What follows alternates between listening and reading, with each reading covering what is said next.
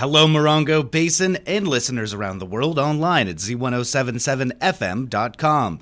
Here is the Z107.7 local news for Monday, August 28th, 2023.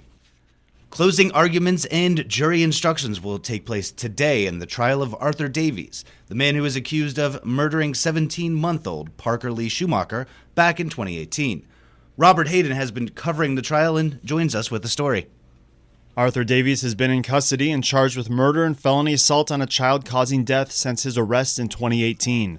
The 17-month-old toddler was left in his care for a few minutes while the mother was doing laundry. When she came back into the house, the child had blunt force trauma to his head, including a commutated complex fracture on his skull and retinal bleeding and detachment. Davies was the only person in the house with Parker. Expert witnesses for the prosecution say those types of injuries happen in severe automobile accidents or when a child dies from a 3-story fall. Defense witnesses argued that the child had no other signs of child abuse and that the deadly injuries occurred when Davies was holding the child, who fell backwards out of his arms and onto a linoleum kitchen floor. The jury is expected to start deliberations today after closing arguments. We'll have the verdict for this long-running case as soon as it's delivered here on Z107.7 FM.com. Reporting for Z107.7 News, this is Robert Hayden. As the state continues to implement the Western Joshua Tree Conservation Act, the Mojave Desert Land Trust is holding an informational meeting to discuss the law's impact on the high desert and protection issues in general. The meeting begins tomorrow night at 6 p.m. at the Mojave Desert Land Trust Joshua Tree headquarters, located at 60124 29 Palms Highway. Since last week's reporting of Covington Park's beloved skate park closing due to mud flooding from Tropical Storm Hilary, a prominent Morongo Valley community member has taken measures into his own hands to clean it, and the park is now reopened and safe for use. Assignment reporter Gabriel Hart drops in with the skate park's full 360.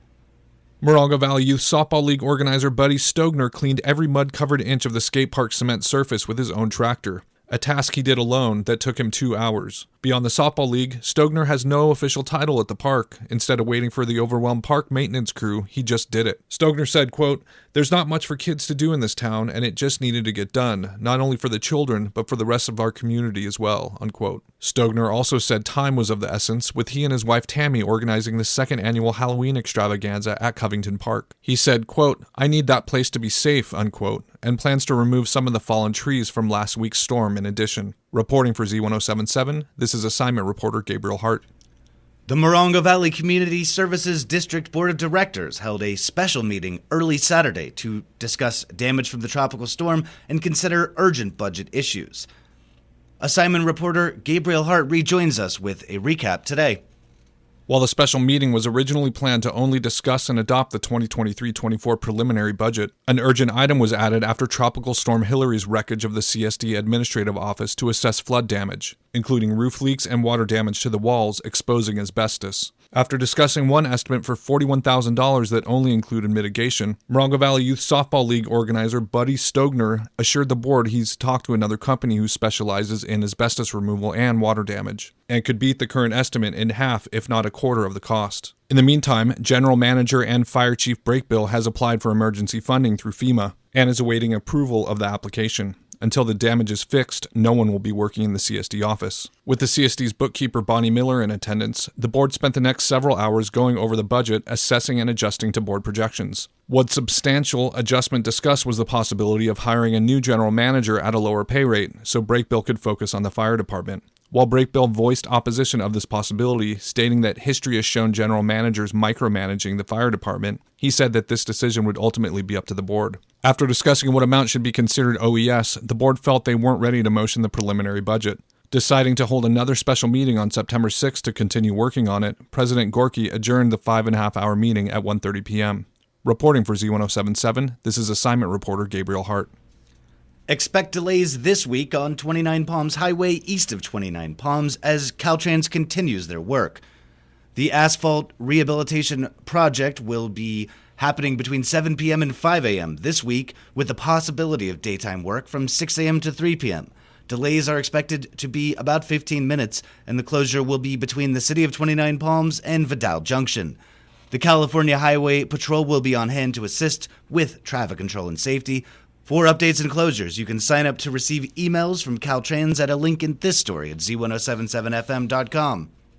Morongo Basin's population is on the rise and industry diversity is going strong. Here's El Weatherup with some data from the latest census report. The 29 Palms Yucca Valley Census County Division, or CCD, has a population of 71,812 residents throughout 29 Joshua Tree, Yucca Valley, Morongo Valley, and Homestead Valley to the north, which has increased 3% from 2010 to 2021, when the last census data was reported. Of note, the demographics have shifted since 2017, with a nearly 9% drop in white residents and a 17% drop in Native residents, while the Hispanic population has grown 25% and the multiracial population has increased by 28%. Our strongest industries include education, healthcare, and social assistance, but our industry diversity score is quite strong at nearly 64 out of 100, thanks to residents working in management, business, science and arts, construction, entertainment, recreation, accommodation, and food services.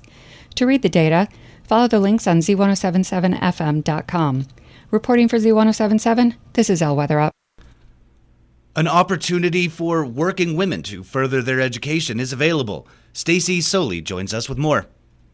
Financial assistance awards are available for women who serve as the primary wage earners in their family. The Seroptimists Live Your Dream Education and Training Award provides up to $16,000 in cash, which can be used for tuition, books, transportation, or childcare, so recipients can pursue higher education or job training. To be eligible, you must be the primary financial provider for yourself and your dependents, have financial need, and be enrolled in or have been accepted to a vocation training or an undergrad degree program. Seroptimist is a global volunteer organization that aims to increase access to education and training for women and girls. It was founded in Oakland in 1921 when women were largely excluded from being able to join service organizations. Applications for the over $2.8 million in total funds are available now at Pacific Western Bank in Yucca Valley or by contacting Gina Orban at 714-306-8006. This is Stacy Soley reporting for Z107.7.